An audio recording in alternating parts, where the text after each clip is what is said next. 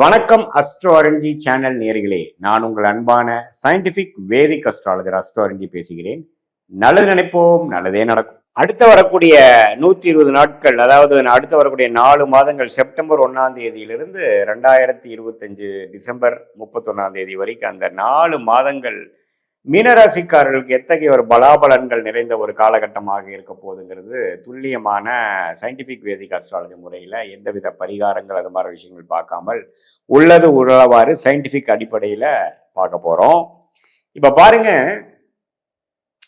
2025 April மாதத்திலிருந்தே சனிப்பெயர்ச்சி ஆனது மீனராசிக்கு ஒரு ஜென்ம சனி விஷயத்தை கொடுக்கிறார். ராசிக்குள்ள சனி வருகிறார், பூரட்டாதி நட்சத்திரத்தில் சஞ்சரிச்சிருக்கிறார். அடுத்து வரக்கூடிய செப்டம்பர் அக்டோபர் மாதத்தில் பூரட்டாதியிலிருந்து உத்திரட்டாதி நட்சத்திரத்தில் சனி பகவான் சஞ்சரிக்க போகிறார், டிராவல் பண்ண போகிறார். அந்த அடிப்படையில் என்னன்னா, எந்த நட்சத்திரத்தில் எந்த ராசியில் நாம பிறக்கிறோமோ அந்த நட்சத்திரத்தில் சனி பகவான் டிராவல் பண்ணும் பொழுது சில பிரச்சனைகளும் சில மன அழுத்தத்தையும் கொடுக்குவார் அப்படிங்கிறது தான் பொது விதி.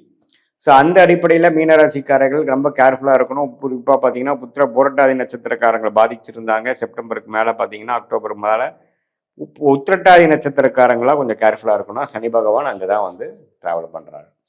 இருந்தாலும் குருவின் பார்வை 10ஆம் இடத்துல இருக்கிறதுனால தொழிலில் கொஞ்சம் மேன்மை இருக்கும், வேலையில் ஒரு மேன்மை இருக்கும், அப்படி ஒன்றும் பிரச்சனைகள் வராது. பட் இருந்தாலும் ஓரளவுக்கு கேர்ஃபுல்லாக இருக்கணும். நம்மளுடைய விஷயங்கள், நம்மளுடைய உறவுகள் விஷயங்கள், வேலை விஷயங்கள், வாழ்வாதார விஷயங்கள், உடல்நல விஷயங்கள் எல்லாம் கொஞ்சம் கேர்ஃபுல்லாக இருக்கக்கூடிய அமைப்புகள் தேவைப்படுகிறது. ராகு 12ஆம் இடத்துலேருந்து குரு பார்வை பெறுவதனால விரயங்களுக்கு பிரச்சனை இல்லை. கொஞ்சம் டிராவலிங்காக அப்படி இப்படின்னு அலைச்சல்கள் செலவுகள் கொஞ்சம் கொடுக்கும். கேது 6ஆம் இடத்துல இருக்கிறார். ஸோ ராகு கேதுக்கள் 6, 12 இருப்பது ஓரளவுக்கு பரவாயில்லை. சில பண விஷயத்துல, கொஞ்சம் கடன் விஷயத்துல எல்லாம் ஓரளவுக்கு பரவாயில்லாத அமைப்பு. பட் இருந்தாலும் அந்த சனி ராசிக்குள்ள இருந்து ஜென்மசனி நடப்பதனால் கொஞ்சம் கேர்ஃபுல்லாக இருக்க வேண்டிய அமைப்பு தேவைப்படுகிறது. அதே சமயத்தில் மாதகாரங்கள் எப்படி போகுதுன்னா, ராசி அதிபதியை குருவால் பார்க்கப்படக்கூடிய புதன், சுக்கிரன், சூரியன், செவ்வாய் பார்த்தீங்கன்னா இந்த செப்டம்பருக்கு மேலே அக்டோபர், நவம்பர், டிசம்பரில் வருகிறார். ஸோ அந்த டைமில் பாருங்க, என்னதான் புதன் சுக்கிரன் 8ல் மறைஞ்சாலும் குரு பார்வை பெறுகிறார்கள். ஸோ அந்த அமைப்பில் பார்த்தீங்கன்னா கொஞ்சம் வராத பணம், கொஞ்சம் கூட்டமைப்பில் வரக்கூடிய பணம், சுப விரயங்களால் வரக்கூடியது, பங்குதார் மூலமாக வர்றது, மனைவி மூலமாக வர்றது, கணவர் மூலமாக வர்றது, அது மாதிரி சில அமைப்புகள் உண்டு. பட் இருந்தாலும் அந்த அமைப்பு 8ஆம் இடத்துல தான் நடக்குதே ஒழிய 7ஆம் இடம் 9ஆம் இடத்துல நடக்கல. ஸோ அதனால கொஞ்சம் கேர்ஃபுல்லாக இருக்கக்கூடிய அமைப்புகள் தேவைப்படுகிறது. ஸோ மாத கிரகத்தின் சஞ்சாரமும் பார்த்தீங்கன்னா ஒரு மாதிரி அந்த செப்டம்பர் அக்டோபர் மாதம்லாம் ஓரளவுக்கு சிரமமாக இருக்கக்கூடிய அமைப்பு இருக்குது. ஏன்னா 8ஆம் இடத்துல போகிறார்கள். 6ஆம் வீட்டு அதிபதியாக சூரியனே 8ல் நீச்சமாகக்கூடிய அமைப்புகளாக இருக்கு.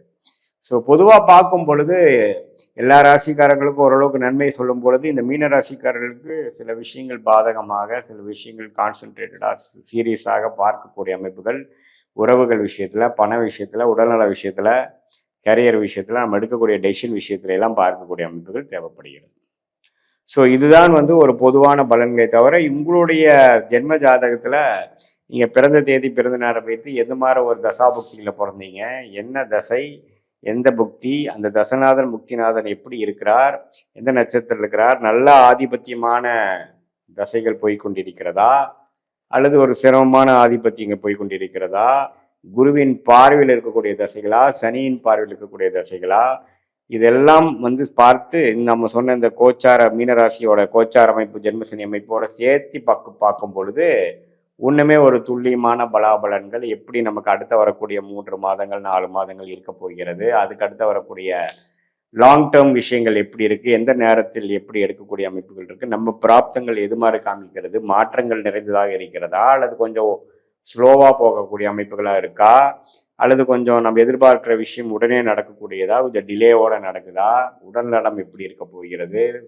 நம்மளுடைய நிதி நிலைமை, வேலை மாற்றம், வேலை உயர்வு, தொழில், அது மாதிரி விஷயங்கள்லாம் நம்ம எப்படி காட்டுது நம்ம ஜாதகத்தில் அப்படிங்கிறத இந்த பொது பலனையும் இந்த துல்லியமான உங்கள் ஜாதக பலனையும் மிக்ஸ் பண்ணி பார்க்கும் பொழுது அடுத்த வரக்கூடிய ஷார்ட் டேர்ம், லாங் டேர்மில் எது மாதிரி முடிவுகள் எடுக்கலாம், எது நமக்கு சாதகமாக முடியும், எது மாதிரி விஷயங்கள் நமக்கு பாதகமாக முடியுங்கிறது சயின்டிஃபிக் வேதிக் அஸ்ட்ராலஜி முறையில் எதையும் மிகைப்படுத்தாமல் உள்ளது உள்ளவாறு பார்த்து அதுக்கு தகுந்த மாதிரி வாழ்க்கையில் வரக்கூடிய திட்டங்களை நம்ம தீட்டி அதுக்கு தகுந்த மாதிரி நடவடிக்கைகளை நம்ம பிளான் பண்ணி நம்ம வாழ்க்கையை அமைச்சுக்குவேனால் தேவையற்ற செலவுகள், தேவையற்ற சமய விரயங்களை தவிர்த்து தேவையற்ற எதிர்நீச்சலான செயல்கள் பெற்று எளிதில் நமக்கு என்ன கர்மாவோ அதுக்கு தகுந்த மாதிரி ஒரு அமைப்பை நாம் எளிதில் செய்யும் பொழுது வாழ்க்கையில் ஒரு கிளாரிட்டியோட பிரச்சனை இல்லாமல் எளிதில் நமக்கு செய்யக்கூடிய கோல்ஸ், அது எந்த ஒரு வேலை வாய்ப்பு கோலாக இருந்தாலும் சரி, வேலை மாறுறதா இருந்தாலும் சரி, அதே சமயத்தில் வெளிநாடு போகக்கூடிய விஷயங்கள், டிராவலிங் விஷயங்கள், உடல்நல விஷயங்கள்,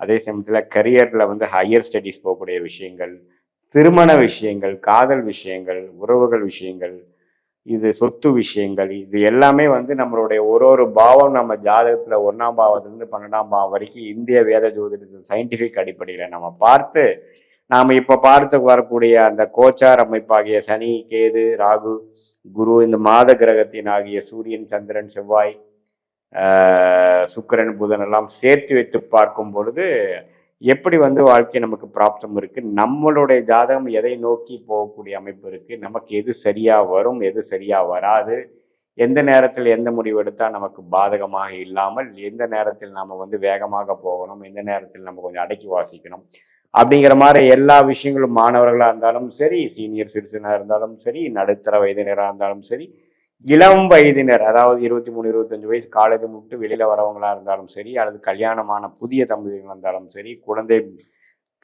பிறப்பை எதிர்பார்க்கிறவங்களா இருந்தாலும் எந்த மாதிரி ஒரு அமைப்பு நமக்கு இருக்கிறது தந்து அந்த தகுந்த மாதிரி ஒரு வாழ்க்கையை நம்ம அமைத்துக் கொள்வேயானால் தேவையற்ற பண விரயங்கள், தேவையற்ற வந்து சமய விரயங்களை தவிர்த்து நம்மளுடைய கோச்சார் அமைப்பு சனி, ராகு, கேது, குரு எப்படி காட்டுறாங்க அதே மாதிரி நம்மளுடைய ஜென்ம ஜாதகத்தில் இருக்கக்கூடிய தசாபுக்திகள் எது மாதிரி வருது, இப்போ கோச்சாரம் நமக்கு சப்போர்ட் பண்ணுதா, சீக்கிரமா நடக்கிற மாதிரி சப்போர்ட் பண்ணுதா, அல்லது டிலேவா வர மாதிரி இருக்கா, எந்த நேரத்தில் எது செய்வது நல்லது எப்படிங்கிறது நம்மளுடைய பிராப்தங்கள் வந்து வரக்கூடிய மாதத்தில் வரக்கூடிய ஆண்டுகளில் எப்படி இருக்குங்கிறதை தெரிந்து அதுக்கு தகுந்த மாதிரி முடிவுகளை எடுத்து நம்ம காய் நகர்த்தும் போது தேவையற்ற, அதாவது நம்ம தேவையில்லாத ஒரு வேலையில செய்யறது, நேரங்கட்ட நேரத்துல நம்ம மாறுறது, அப்புறம் மாறிட்டு முழிக்கிறது, அல்லது பார்த்தீங்கன்னா ஒரு சுபமே ஒரு விரயமே பண்ணுறோம் அப்படின்னா இந்த நேரத்தில் பண்ணுறது நல்லதா, எப்போ இருந்தால் நமக்கு பிராப்தங்கள் இருக்குது, நம்மளுடைய